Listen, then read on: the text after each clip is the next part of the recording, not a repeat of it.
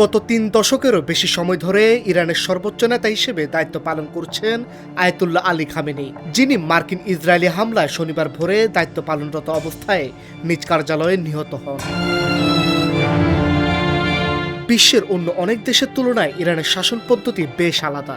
সেখানে নির্বাচনের মাধ্যমে প্রেসিডেন্ট বা সংসদ সদস্যরা নির্বাচিত হলেও দেশের মূল ক্ষমতা থাকে সর্বোচ্চ ধর্মীয় নেতার হাতে।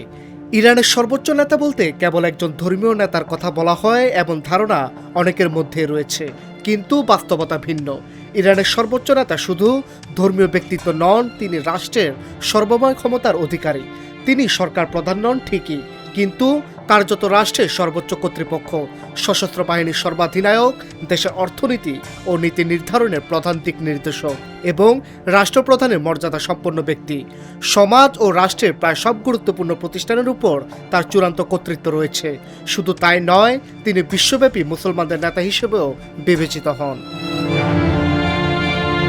ইরানের সর্বোচ্চ ধর্মীয় নেতার শাসনের এই ব্যবস্থা চালু হয় 1979 সালে ইসলামী বিপ্লবের পর থেকে। একটি বিপ্লবের মাধ্যমে ইরানের রেজা শাহ পাহলবির রাজতন্ত্রকে উৎখাত করা হয়। তাকে উৎখাতের পর ইরানের ধর্মীয় প্রজাতন্ত্র প্রতিষ্ঠিত হয়। এরপর দেশটি দুজন সুপ্রিম লিডার বা সর্বোচ্চ নেতা পেয়েছে। তাদের পদবি হিসেবে আয়াতুল্লাহ ব্যবহার করা হয় শিয়া ধর্মাবলম্বীদের কাছে, যার অর্থ সিনিয়র ধর্মীয় নেতা।